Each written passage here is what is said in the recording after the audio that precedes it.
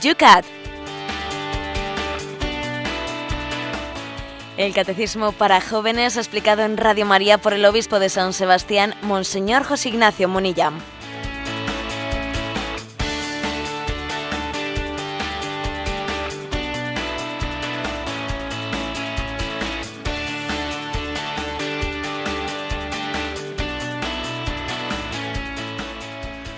Muy buenos días a todos nuestros amigos del Yucat. Comenzamos una semana más, comenzamos un nuevo programa del Yucat, el Catecismo de los Jóvenes. Una semana preciosa con un día pues que tenemos de 12 grados después de un fin de semana también lluvioso. Hoy nos auguran un poquito de calma en el norte, 12 grados en San Sebastián. Cristina, ¿cómo está Madrid? Amanecemos con 3 grados, Padre Esteban, pero a lo largo de la mañana vamos a llegar a subir a 11, o sea que tenemos esperanza. ¿Con 3 grados esta mañana? Sí, 3 graditos, o sea que hoy hace frío. Madre mía. Bueno, pues desde ahí vamos a dar un gran salto, un salto misionero, porque hoy, además de ser el primer día de esta primera semana del Adviento, ayer celebrábamos el primer domingo de Adviento, hoy lo iniciamos de la mano de un gran misionero, de San Francisco Javier. Buenos días, José Ignacio. Buenos días, pues sí, corazón ardiente, el de Francisco Javier, que es movido por la caridad de Cristo a la predicación y que para nosotros, comenzando el tiempo de Adviento con él, pues es una llamada a proclamar a todo el mundo que este niño que nace dentro de 4 semanas, pues es el que estábamos esperando para ser felices. Es nuestro patrono de las misiones, también hay que decir que es patrono de nuestra archidiócesis de Pamplona. Una felicitación a toda la archidiócesis de Pamplona, que hoy celebra el día de su patrón. Por cierto, que en Pamplona, en Navarra, nuestros hermanos navarricos, más que un puente, lo que suelen tener en estas fechas es un mega acueducto, porque claro, entre que aquí empalman Francisco Javier con Santa Constitución, iba a decir con perdón de la broma, y con la Inmaculada, claro, la verdad es que en la comunidad autónoma navarra, pues la verdad es que suelen vivir en estas fechas pues un acueducto impresionante. Bueno, pues fuera de bromas, una felicitación para ellos y a todos nosotros, pues bueno, pues que se nos contagie el corazón ardiente de Francisco Javier. Yo ayer flipaba en una comunicación que en la televisión nacional, un cronista, no era el presentador, sino un cronista, hablaba del puente de la Purísima. Era algo que decía yo, Dios mío, donde yo creo que tendrá sus días contados en ese puesto de trabajo. Bueno, pues de cara a la Virgen estamos todos mirando, estamos preparándonos con esa gran figura que es en el Adviento, la Virgen, nuestra Madre, la Inmaculada. Vamos a comenzar esta semana con la fuerza y con el contenido que requiere este espacio. El espacio que te da compañía, formación. Intentamos poner un poquito también de chispa y alegría en esta primera hora, cuando vas camino de tu trabajo, de tus estudios, o cuando estás en tu casa, como dicen algunos, ahí mojando todavía el bizcocho. Nos encanta acompañarte también en el desayuno, y nunca nos olvidamos de los que cada día más, por cierto, están también buscando trabajo. De todos nos acordamos, a todos queremos ayudar, y con todos hacemos, porque las redes sociales cada día son más para todos, este programa. El que empieza hoy es el...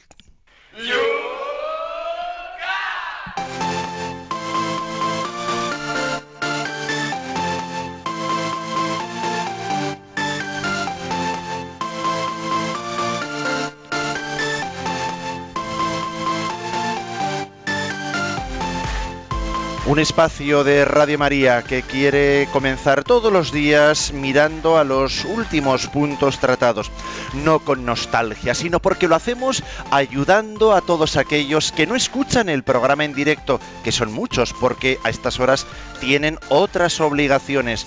Bueno, pues a ellos les damos la oportunidad de bajarse desde el podcast de Radio María o escucharlo en esos aparatos móviles con las nuevas ayudas también que estamos compartiendo con ellos en las redes sociales. Para ellos y a ellos les dedicamos estos primeros minutos del programa del Yucat. El viernes estos eran los puntos que tratamos y hoy aquí recogemos. En el número 85... ¿Por qué María es también madre? Preguntaba el catecismo. Y Miguel Ángel, desde Santa Coloma de Queralt, nos plantea lo siguiente. Si si María, por la gracia de Dios, fue concebida sin pecado original, también estaba liberada de la muerte. ¿Desde qué momento en su vida su cuerpo fue glorioso? ¿La aparición de la Virgen de Zaragoza fue con cuerpo glorioso? Porque si no es así, ¿cómo estando en Jerusalén se le aparece al apóstol Santiago en Zaragoza? Gracias, nos dice Miguel Ángel. Vamos a ver, ciertamente está ligada a la Inmaculada Concepción de la Virgen María la fiesta que celebramos el 15 de agosto, la Asunción de María a los cielos en cuerpo y alma. ¿Por qué están ligadas ambas cosas? Pues porque el pecado, perdón, la muerte es una consecuencia del pecado original. Y María, precisamente porque no tenía pecado original, pues fue preservada de la corrupción del cuerpo, de lo que es la consecuencia del pecado. Y entonces María es asunta a los cielos, no solo en alma y esperando a la resurrección final de los cuerpos, no, sino desde ya, sin esperar a esa resurrección final, es elevada al cielo en cuerpo y alma. Y su cuerpo no experimenta la corrupción, sino que es asunto a los cielos. La pregunta es, ¿y desde qué momento de su vida su cuerpo fue glorificado? Bueno, pues desde el momento en que es asunta al cielo. Lo que no está definido dogmáticamente es si María murió y, o sea, tuvo una dormición, según la tradición, ¿no? Una dormición que de una manera delicada, en vez de morir, se le llamó dormición y fue asunta a los cielos, sin que el cuerpo experimentase la corrupción, o si sencillamente sin esa, digamos, dormiciones, sin ese morir, fue asunta a los cielos. En cualquier caso, ese es el momento de su glorificación, el momento de la ascensión a los cielos. Fijaros que San Pablo habla de que en la venida gloriosa del Señor, pues los cuerpos, aquellos que hayan muerto, resucitarán, serán glorificados al encuentro de Cristo.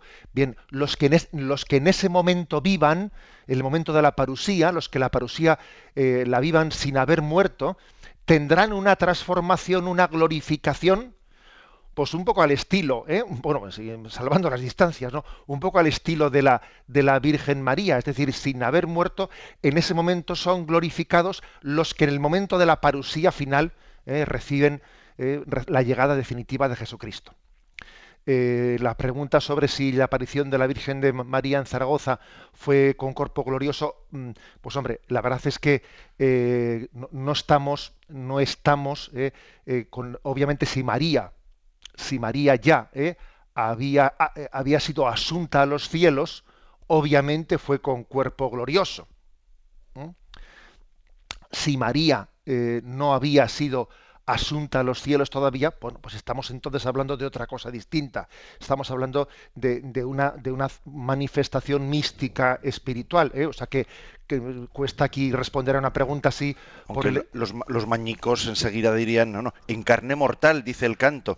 Ellos en Zaragoza remalcan muchísimo el que fue en carne mortal. Bueno, pues la verdad es que habrá que hacerle entonces, por lo tanto, caso a los mañicos con ese canto. Si es en carne mortal, es antes de la asunción de María a los cielos en cuerpo y alma. Por lo tanto, en ese caso sería un fenómeno pues similar al que han tenido algunos santos de haber podido estar pues en dos lugares a la vez, como ha sido el caso de San Pío de Pietrelcina, etcétera.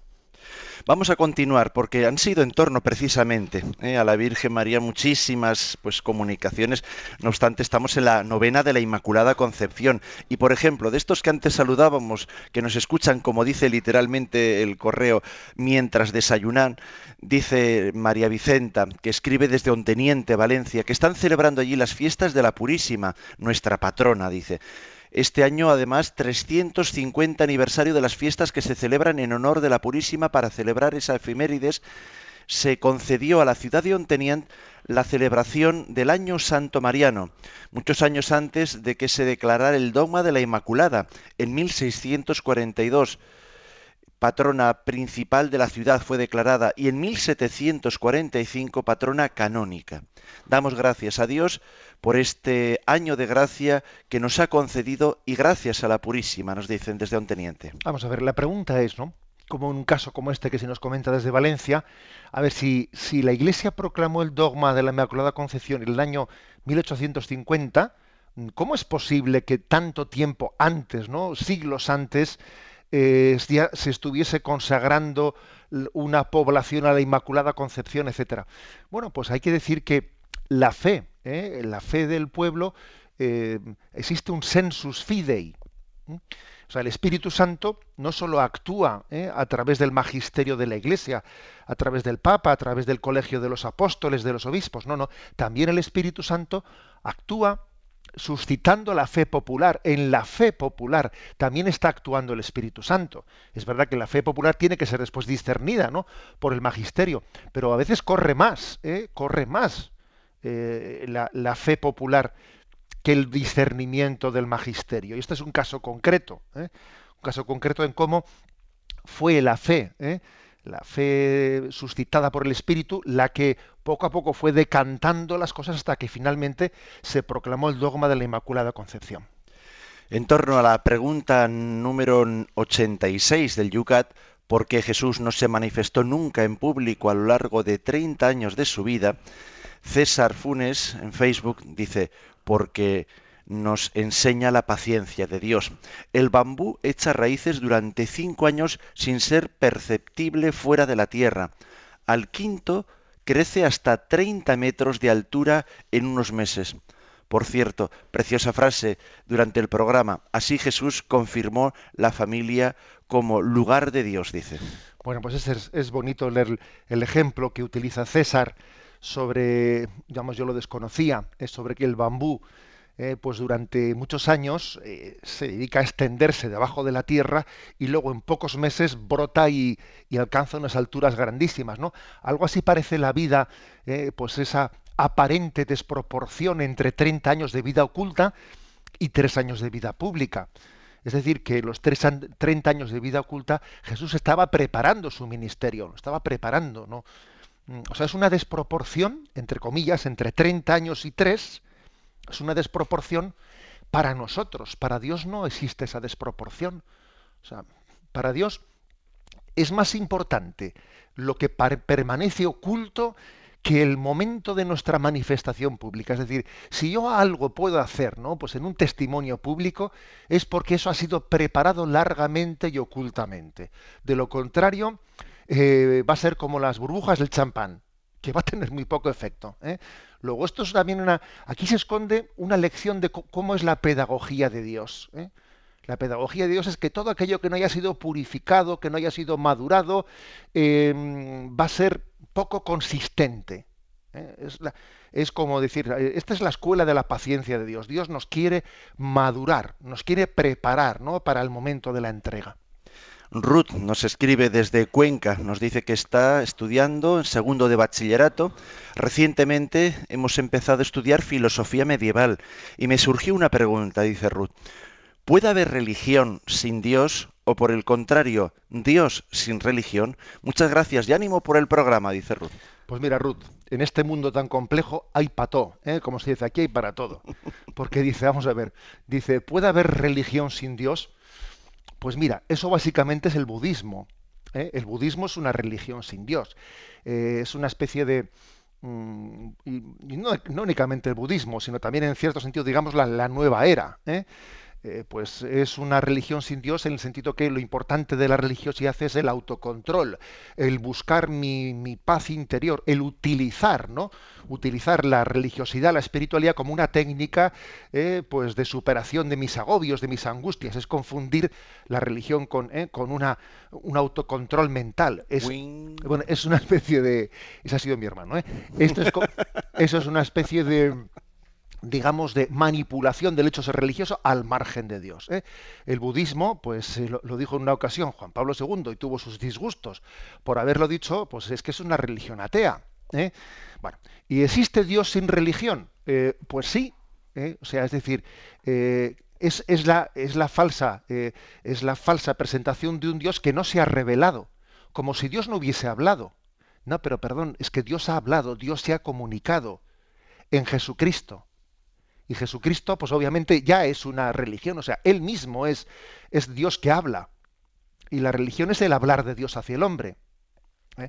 Luego, claro que en realidad ni existe religión sin Dios, ni Dios sin religión, o sea, no existe. Pero los hombres lo manipulan e intentan a veces, ¿no? O sea, intentan presentar un Dios que es el Dios de los filósofos, el Dios que no se ha revelado, un Dios sin religión, o pretenden hacer aquí una religión sin Dios, estilo como la que hemos hablado de la nueva era o del budismo.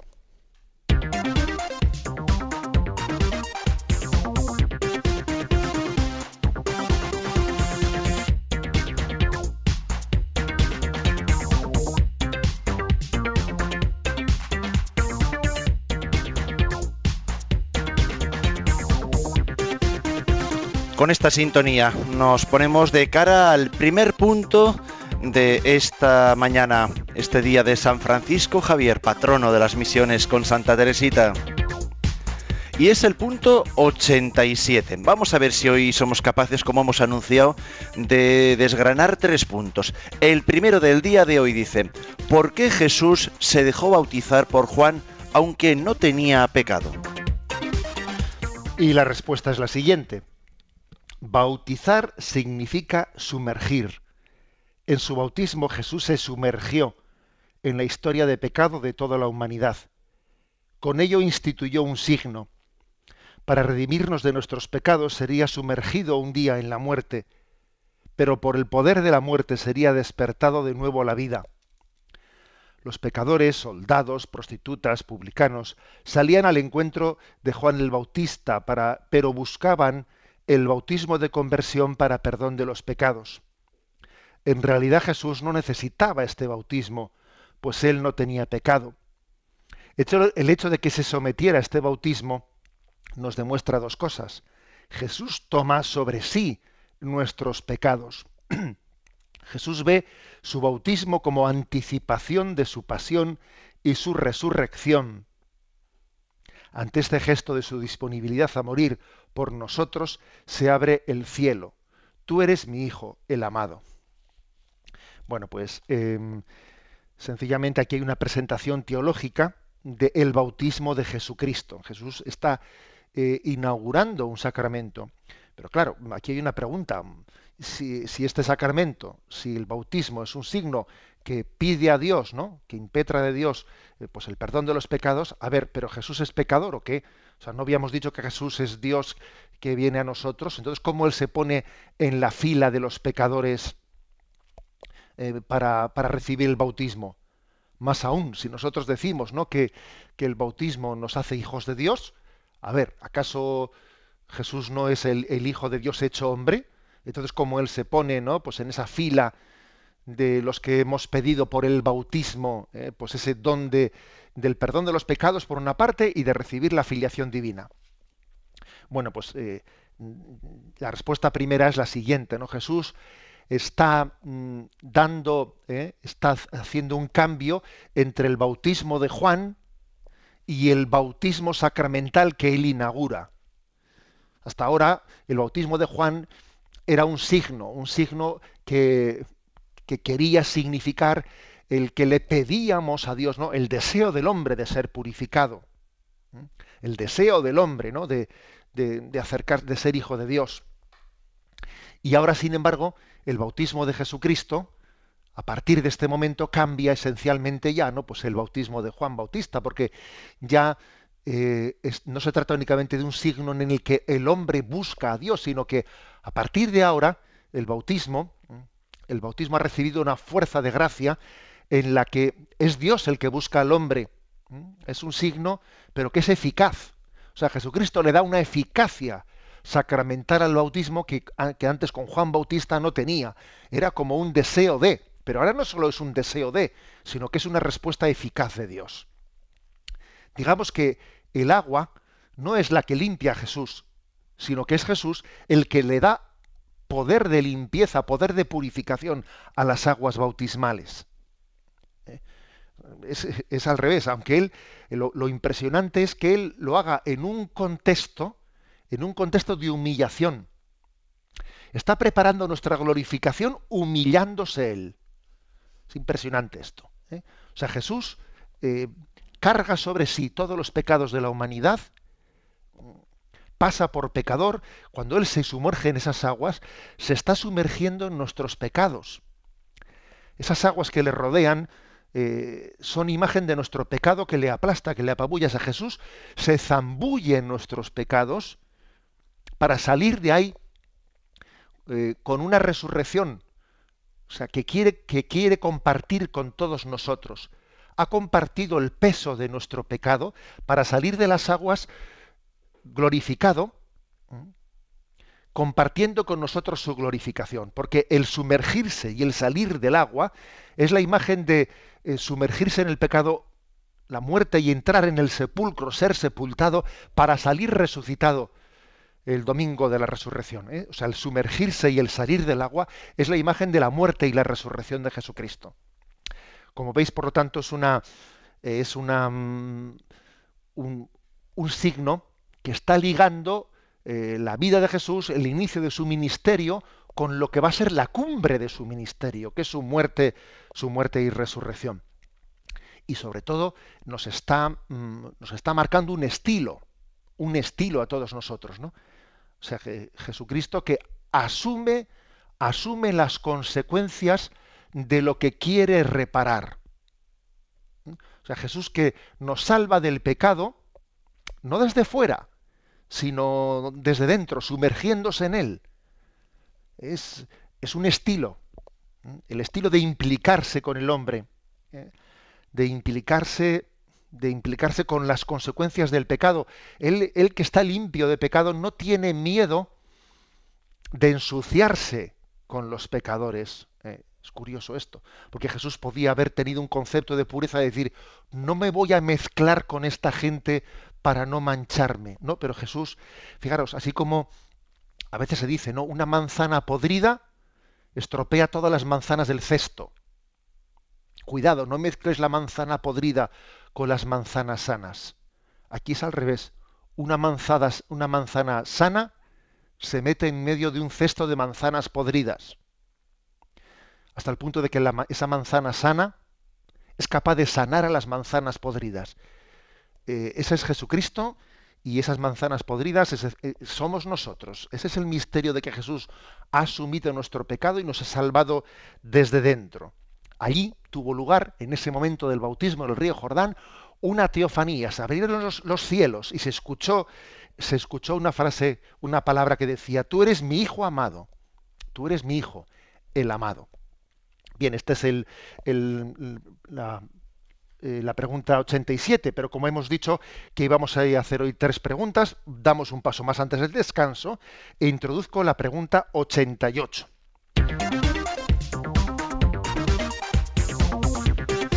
La pregunta número 88 dice así: ¿por qué Jesús fue tentado? ¿Acaso podía ser tentado realmente? Y la respuesta es: a la verdadera humanidad de Jesús pertenece la posibilidad de ser tentado, pues en Jesús no tenemos un Salvador incapaz de compadecerse de nuestras debilidades, sino que ha sido probado en todo, como nosotros, menos en el pecado. Esto es una cita de Hebreos 4, versículo 15. A ver, ¿por qué fue tentado Jesús? ¿Acaso podía ser tentado? Bien, aquí se responde diciendo sí, Jesús podía ser tentado en el sentido que es hombre. Y aunque él no tuviese pecado, y por lo tanto no tenía las consecuencias del pecado original, no tenía la concupiscencia, no tenía la tendencia al mal, sin embargo, era hombre. Y como hombre que es, pues era susceptible de que pudiese estar bajo el influjo de Satanás y sus ángeles. Es decir, que es que la tentación no tiene únicamente su explicación en nuestra debilidad interior, también tiene su explicación en la acción de Satanás y sus ángeles. Recuerdo que hubo una pregunta interesante de un oyente, pues creo recordar que era de Sevilla, no sé de dónde era, que el programa anterior nos venía a decir que, bueno, si existía ese error de que la tentación únicamente viene de ti, como también únicamente la salvación viene de ti, ¿no? Como si todo fuese una especie de inmanencia, todo está dentro de mí. No, perdón. El tentador, Satanás y sus ángeles son objetivos, o sea, no es algo subjetivo en mí, son seres reales que creados por Dios, que se han revelado frente a Él y que tienen una acción, y en cierto sentido es una acción externa. Es verdad que esa acción externa luego se sirve de mis debilidades interiores, de mi desorden interior, porque suele ser así. Ahí tradicionalmente decía, ¿no? Decía la doctrina católica que 3 son los enemigos del mundo, perdón, los enemigos del hombre, o los enemigos del alma: mundo, demonio y carne. Hombre, digamos que mundo, demonio y carne, podríamos decir que es como un tenista. El demonio es como un tenista que tiene 2 raquetas, una raqueta en la mano derecha, otra raqueta en la mano izquierda, y pues una, digamos, que es la carne, una raqueta, y la otra carne es el mundo. Generalmente el demonio se sirve de las 2 raquetas, de tu carne, es decir, de tu debilidad interior, y del mundo, del influjo mundano. Y es un tenista que sabe jugar con derecha y con la izquierda, que le pega muy bien con las 2.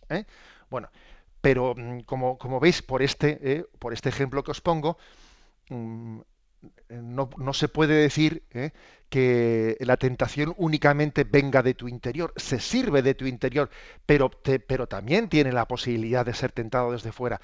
Por eso Jesucristo fue tentado como hombre que era por Satanás. Ojo, como Adán y Eva, que antes de tener pecado original y no tenían concupiscencia, también fueron tentados desde fuera. O como los propios ángeles, que no fueron, que ellos ni siquiera fueron tentados desde fuera. Fue un acto de rebelión de su libertad, ¿no?, ante Dios. Bueno, la clave está en que Jesús quiere compartir con nosotros nuestra condición humana en todo, menos en el pecado, lógicamente, pero en ese deseo de compartirlo todo, llega con nosotros hasta la puerta del pecado. Lógicamente Él no la traspasa, porque es que no puede negarse a sí mismo, y además el amor a Dios sobre todas las cosas le impide, lógicamente, el pecado.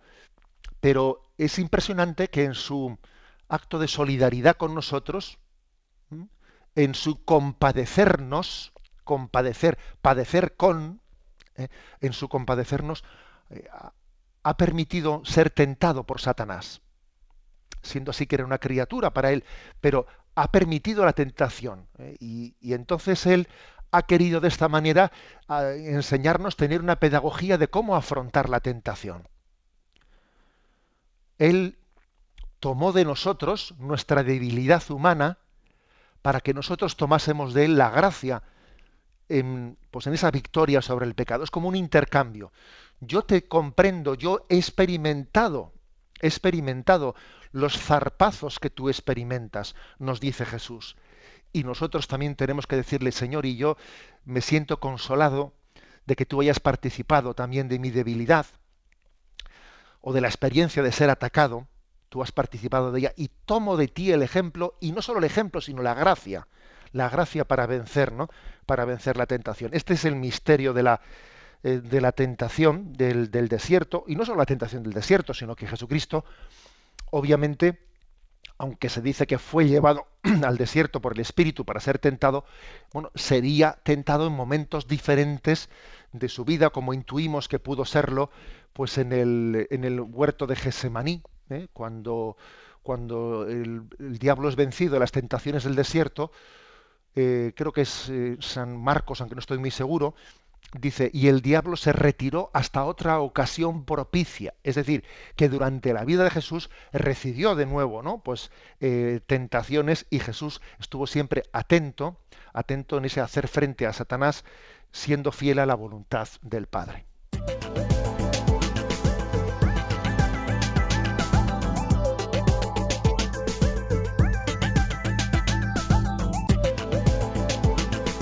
Vamos a abrir nuestras redes sociales para que podáis participar. Es el momento, y os la recordamos todos los días para aquellos que os estáis también introduciendo en ellas. En Twitter recibimos aquí mismo en directo los mensajes en @obispomunilla. @obispomunilla es lo que tenéis que citar en vuestra pregunta, que hay que condensar en 140 caracteres, incluido ese @obispomunilla. En Facebook, entrando en la página de este programa, Yucat Radio María, hacerla en torno a las preguntas que estamos planteando ahí. El correo electrónico muy sencillo, yucat@radiomaria.es. Y también tenemos hoy a Cristina atendiendo el 91 153 85 50. Vamos a poner un poquito de ritmo a esta mañana en nuestro temazo musical. Lo hacemos de la mano del grupo Siempre Así. Redes sociales pues nos plantean preguntas y algunas veo incluso muy interesantes. Tenemos otras también pendientes. Vamos a ver si podemos aprovechar también estos minutos. Pablo, nuestro activo Pablo, plantea en Facebook en torno a la pregunta del bautismo del Señor. Es por lo menos curioso, dice así, que hoy se dan casi los mismos acontecimientos. Unos salen o salimos al encuentro de muchos bautistas, pero pocos encontramos y cogemos a Jesús, quien realmente nos bautiza. ¿Qué opinión nos o les merece entonces el ejemplo de Jesús? ¿En qué consiste ese rebautismo de algunas personas si Él lo realizó ya una vez? Bueno, vamos a ver, la clave está en que entendamos que el bautismo, por excelencia, el bautismo es el de la muerte y resurrección de Jesucristo, que algunos hemos recibido por gracia de Dios en el seno de una familia y lo hemos recibido, pues sin ser plenamente conscientes de él, y no solo porque éramos niños, ¿no?, sino, porque es que el don de Dios siempre supera tu capacidad de entenderlo y de comprenderlo. O sea que ese ser hijo de Dios, ese ser redimido por Cristo, uno siempre lo tiene que redescubrir. O sea, es una sorpresa. Es una sorpresa. Por eso yo creo que, obviamente, lo de rebautizarse tiene algo de incorrecto. Yo estoy bautizado una vez, pero sí el redescubrir la gracia. O sea, llega un momento, hay muchas personas, muchos católicos hoy en día, muchos cristianos, que fueron bautizados, que por la gracia de Dios, en un momento de conversión, descubren la gracia que llevan dentro y no habían apreciado en su vida, ¿no? Por lo tanto, bienvenido el redescubrimiento, o sea, el bautismo es una sorpresa. Y algunos esa sorpresa la han llevado oculta hasta que en un momento determinado en su conversión, pues Dios se la revela, se les abren los cielos, ¿no? Y le dice, pero tú te das cuenta el tesoro que recibiste en tu bautismo y que igual no estás gozando de él. En el correo electrónico nos escribe Carlos desde Madrid, dice: en una de mis crisis de fe me dio por leer libros del filósofo oriental Osho, y en una aseguraba que Jesús estuvo en la India en el espacio que hay entre los 12 años y su actividad pública a los 30, existiendo manuscritos que lo confirman. Pasados unos años e iluminado por Dios, hoy soy voluntario de Radio María y asisto semanalmente a una misa en rito mozárabe que tenemos en Madrid. ¿Qué recomienda a todos los cristianos que hemos tenido la tentación de leer este libro que habla de esa estancia de Jesús en la zona de la India, de Asia? Bueno, vamos a ver, la verdad es que yo me suelo acordar en ocasiones como estas de Chesterton. Chesterton dice, es que cuando cuando nos alejamos de la fe católica, empezamos a creer en cualquier cosa. Eso lo decía Chesterton y es cierto, ¿no? Es impresionante que digamos, la crisis en la fe vaya ligada pues a unas creencias esotéricas, etcétera, que son pues verdaderamente, que están por encima de lo razonable, de lo razonable. Las fuentes históricas para poder afirmar que Jesucristo pues en su vida oculta estuvo en la India, luego volvió, son fuentes que, digamos, científicamente hablando, son de risa. Son de risa. Entonces yo diría lo siguiente, vamos a ver, malo es el reducir el estudio del Evangelio al método histórico crítico, del cual criticó, o sea, sobre el cual nos puso en guardia Benedicto XVI en el prólogo de su primer libro, sobre el primer libro que editó sobre Cristología, Jesús de Nazaret. Nos puso en guardia, ojo, con reducir, ¿no?, el estudio de los evangelios al método histórico crítico. Pero sin embargo es verdad que es necesario, que es conveniente, que ayuda también, ¿no?, ejercer, o sea, tener un cierto estudio histórico crítico, y desde luego si echamos mano de lo que podíamos llamar argumentos de historicidad, etcétera, no existe ni un solo argumento para hablar de cosas tan absurdas y tan rocambolescas como Jesús, como que la Sagrada Familia se fuese a la India, que tuviese allí experiencias orientales, que jugasen allí al orientalismo. Bueno, en resumen, que es que hoy en día el esoterismo se suele vender pues con una literatura que curiosamente se está presentando como científica y que no se sostiene ante una mínima crítica. Entonces, creo que es importante que seamos también selectivos con nuestras lecturas, y que entendamos que existe una razón por la cual tenemos que tener un discernimiento si las lecturas que tenemos están en el entorno de la tradición católica, ¿no? Para no ser tentados. Otra cosa es que luego llegue un momento en que uno tenga una cierta cultura y una cierta formación y sea capaz de leer ciertas cosas para poder criticarlas. Pero claro, cuando no la tiene, pues obviamente es un peligro. Ahí está el libro de Jesús de Nazaret, ¿verdad? Sí. De nuestro queridísimo Papa, que en todas estas cosas nos da, pues, precisamente datos y exégesis y datos históricos. Uh-huh. Hablando de datos históricos, José Manuel desde Córdoba nos da el saludo y dice que ha escuchado a un teólogo y las enseñanzas que éste está dando y transmitiendo a las comunidades. Dice que Adán y Eva son un mito, un símbolo, pero que no existieron, como no fue verdad lo del árbol, la manzana, ni existió Job, ni Jonás, que son parábolas, un cuento con enseñanza, así como los milagros de Jesús, que según él son símbolos, parábolas. ¿Podría aclarármelo, por favor?, nos dice.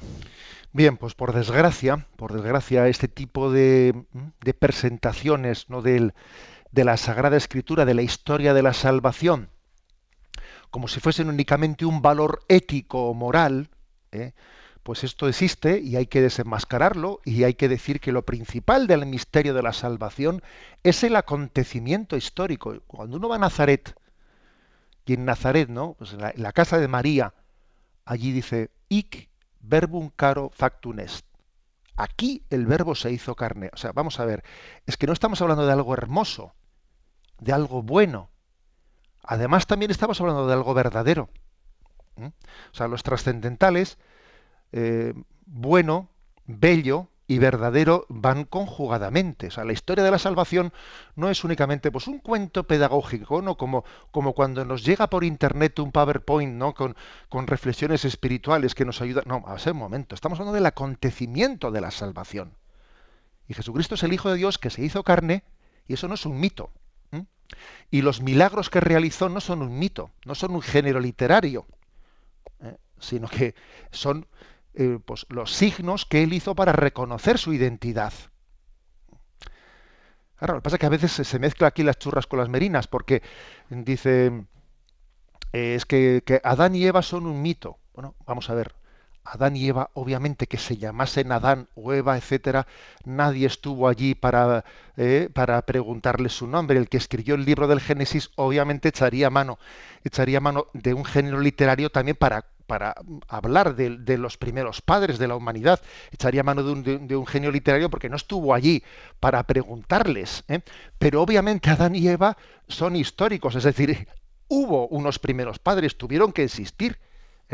O sea que, entonces dice, es un mito. Hombre, o sea, habrá un genio literario en la manera en la que se narre, pero obviamente tuvo que haber, incluso, fijaros bien, ¿no?, incluso compaginando la creación del hombre con la teoría de la evolución, que teoría es, pero bueno, compaginándola, pues obviamente tuvo que haber una primera pareja en la que Dios infundiese un alma y que comenzasen a ser hombres.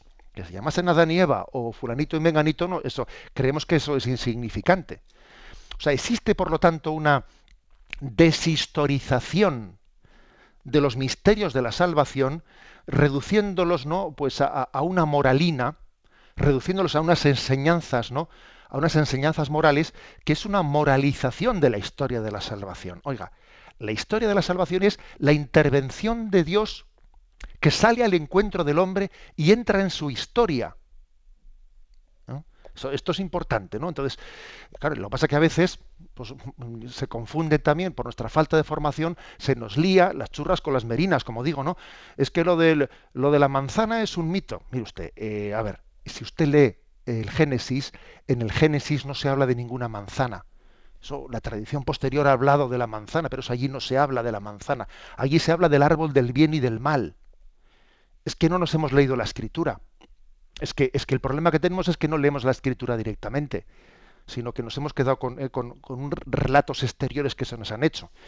Pero en fin, en resumen, que tenemos que pedir a Dios, ¿no? Para que los teólogos o los entendidillos, ¿no? Pues que están a veces con sus crisis interiores, bueno, pues primero, por humildad, no las proyecten en los demás. Que ojo, es una responsabilidad muy grande que la Iglesia le encomiende a alguien, pues una enseñanza, y él proyecte su crisis en los alumnos que la Iglesia pone en sus manos. Eso es muy grave.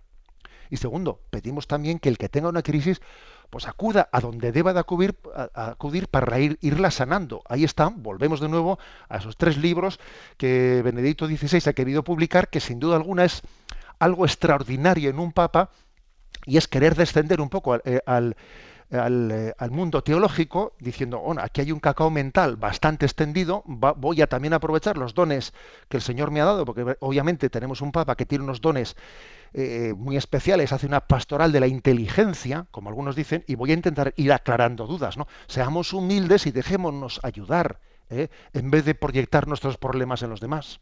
O sea que en vez de leer a esos autores medio hindús, vamos a leer a Benedicto XVI. Sí, un buen plan para sí. este tiempo. Algunos se va a pensar que tenemos acciones, pero no es así la cosa. Acciones en la verdad, Sí. con mayúsculas.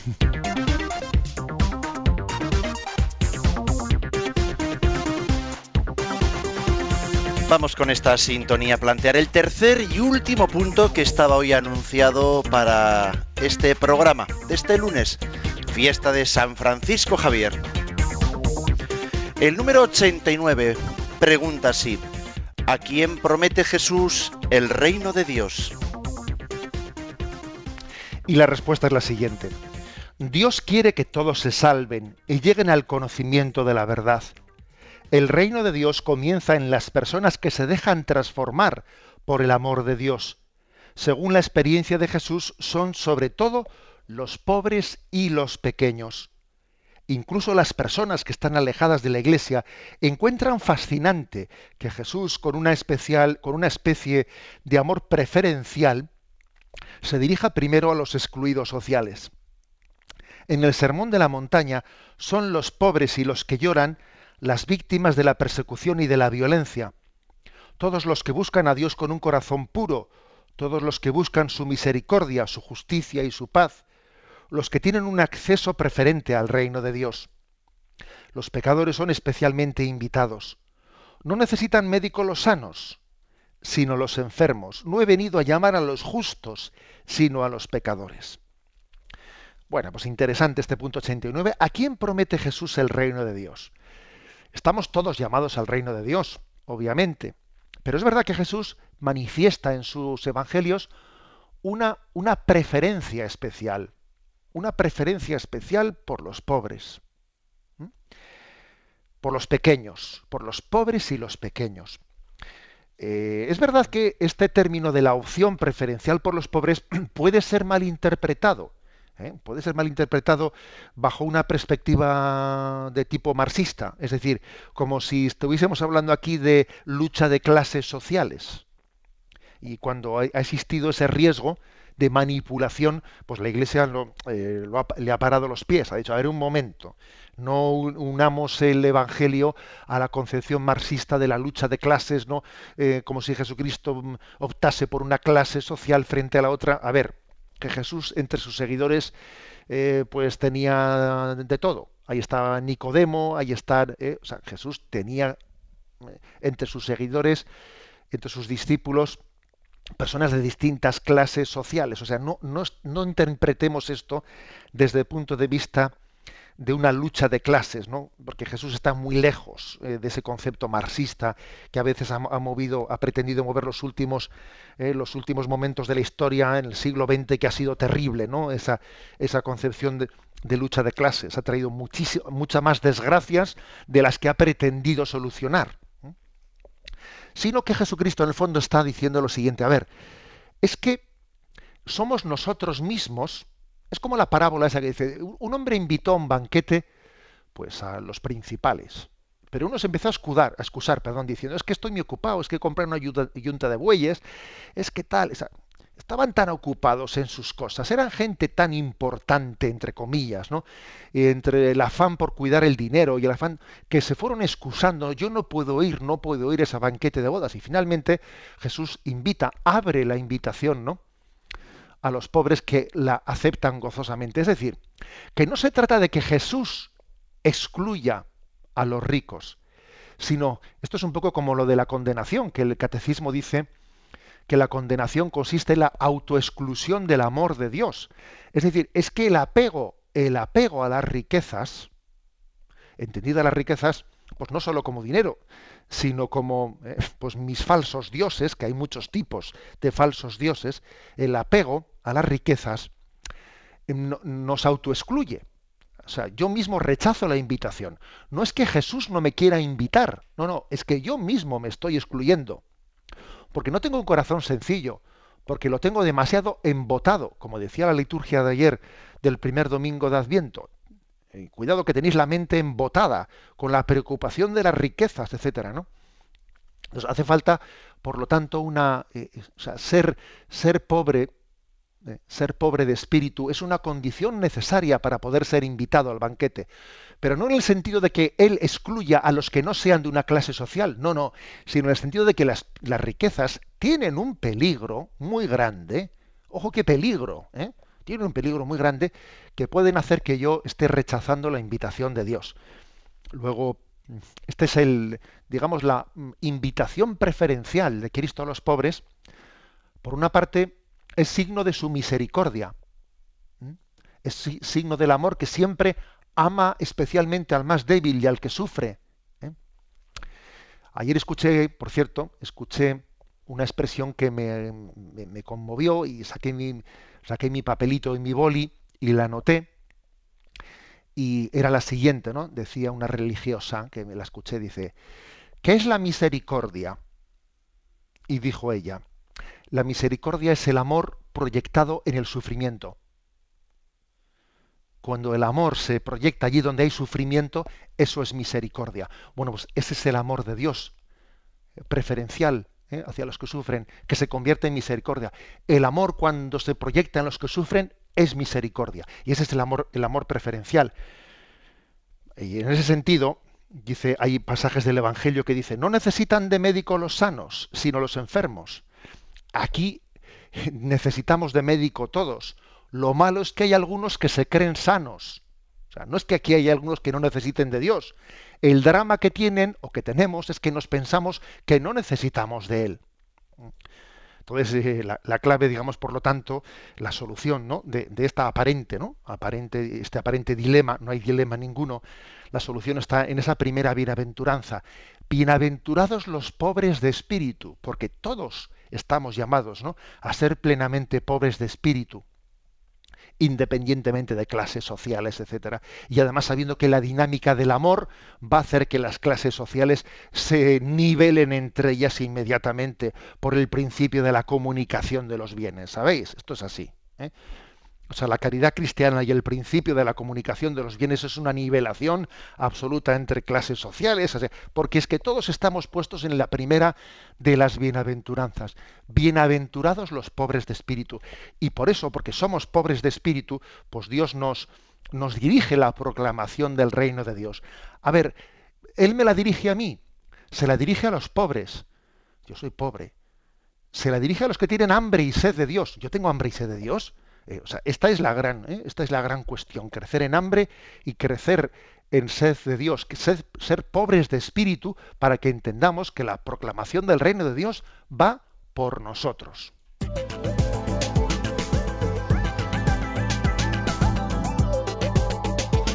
Son las 8:52, 7:52 para nuestros amigos canarios. Y sin más pérdidas de tiempo, vamos a ver lo que se está diciendo en Twitter, en @obispo Munilla, y también en el Facebook. Veo José Ignacio, por ejemplo, en Twitter. Marian nos dice, hoy me parece extremista hablar de Satanás o de tentación externa. ¿Cómo hacerlo a otros jóvenes sin que se escandalicen? Vamos a ver, es interesante lo que dice Marian, porque es que hay veces que uno dice, a ver, yo podría rebajar un poco la presentación del Evangelio y, por ejemplo, eso de que el demonio nos tienta, igual lo podría dejar un poco en segundo lugar. Ya lo diré cuando alguien se haya acercado más a Dios, porque si lo digo por delante me van a tomar por el loco de la colina. Eh, yo pienso, lo digo, o sea, lo digo por convicción, porque también, digamos, pues uno en su vida sacerdotal, desde que tenía sus 24 añitos como sacerdote, pues ha hecho sus experiencias y sus pinitos. Mi conclusión es muy clara. A ver, cuando uno intenta decir, voy a reformular un poco el Evangelio, a ver si lo hago más atrayente, a ver si subrayo de él lo que sea más fácilmente aceptable y lo otro lo dejo un poco, esta paginita me la paso un poco rápido porque puede escandalizar un poco. Mira, cuando uno intenta mejorar el Evangelio, lo estropea. Lo estropea. Yo creo que tenemos que ir con la sencillez de decir, el Evangelio es este. Mire usted. Y el Evangelio habla, entre otras muchísimas cosas, habla también de las tentaciones de Satanás. Y yo no me avergüenzo de ello. No me avergüenzo. Que voy a ser quizás ridiculizado en ciertos. Bueno, ¿y acaso no lo fue San Pablo cuando fue al Areópago de Atenas y predicó sobre la resurrección y allí se quedó solo porque le dijeron, bueno, vete a hablarle a otro de esto, que aquí nosotros los griegos queremos en la inmortalidad del alma, pero no en la resurrección del cuerpo. Y le mandaron a paseo. Pero él no desvirtuó el Evangelio para quedar bien en aquel lugar. Se sacudió el polvo de los pies y tiró para adelante. Y por cierto, hoy en día Grecia, Atenas, es cristiana. O sea, vamos a ver, él aguantó el tirón y cuando llegó el momento de la gracia, pues allí llegó el cristianismo. En resumen, que yo creo que no tenemos que preocuparnos de quedar bien o quedar mal. O sea, la frase famosa de la Madre Teresa de Calcuta, a mí Dios no me ha pedido que tenga éxito, me ha pedido que sea fiel. Del éxito ya se ocupará él. Vamos a terminar el programa, José Ignacio, con una pregunta que nos hace Carmen desde La Coruña, la cual pues también nos recuerda quizás que tenemos que incidir igual en temas que damos por obvios, pero que no quizás quedan claros para todos. ¿Qué es estar en gracia de Dios? Nos dice, y cómo conseguirlo. Bueno, pues todos tenemos que ser muy humildes en esta finalidad, ¿no? Yo recuerdo que los primeros ejercicios espirituales que hice en mi vida, pues tendría 15, 16 años y recuerdo que el sacerdote que nos los dio terminó los ejercicios con una postal, con una estampa que era la del Cristo crucificado de Velázquez y detrás ponía: viviré habitualmente en gracia de Dios y si caigo me levantaré. Eso me acuerdo que fue el compromiso de los primeros ejercicios, ¿no? Bueno, pues vivir en gracia de Dios es luchar contra el pecado en nuestra vida, ¿eh? Es verdad que hay un cierto pecado en el que es el pecado, llamémosle venial, en el que bueno, el hombre cae continuamente, porque todos somos pecadores, pero es verdad también que existe un pecado más grave, al que llamamos pecado mortal, pues que no debemos de acostumbrarnos nunca a estar caídos en él, sino vivir en gracia de Dios y procurando pues, recurrir al sacramento de la penitencia con la frecuencia necesaria para que seamos templo del Espíritu Santo, para que el Espíritu Santo habite en nosotros, para que no nos acostumbremos a vivir conviviendo con ese pecado grave o ese pecado mortal.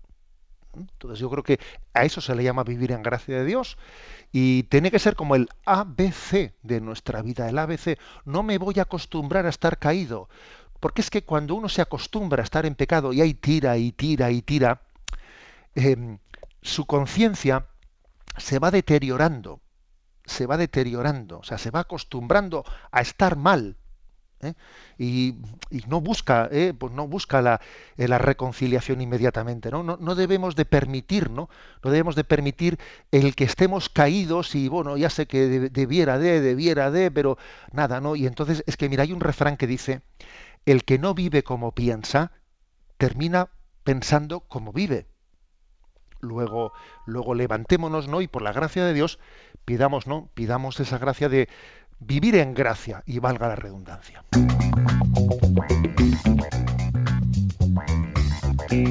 Antes de despedirnos, vamos a apuntar los temas que mañana nos van a acompañar aquí en Yucat.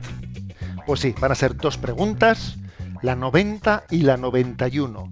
La 90 dice, ¿hizo Jesús milagros o son solo cuentos piadosos? Esto viene a cuesta de la pregunta de hoy, ¿eh? Y siguiente, 91. ¿Por qué hizo Jesús milagros? Esta noche las colgamos en el Facebook de Radio María, en el Facebook de Yucat en Radio María, para que podáis hacer en torno a ella las preguntas. Y terminamos con la bendición. La bendición de Dios Todopoderoso, Padre, Hijo y Espíritu Santo, descienda sobre vosotros.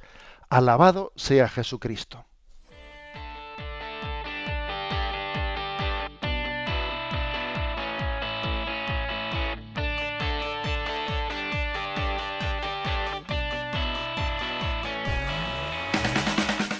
Finaliza en Radio María Yucat, el catecismo para jóvenes explicado por el obispo de San Sebastián, Monseñor José Ignacio Munilla.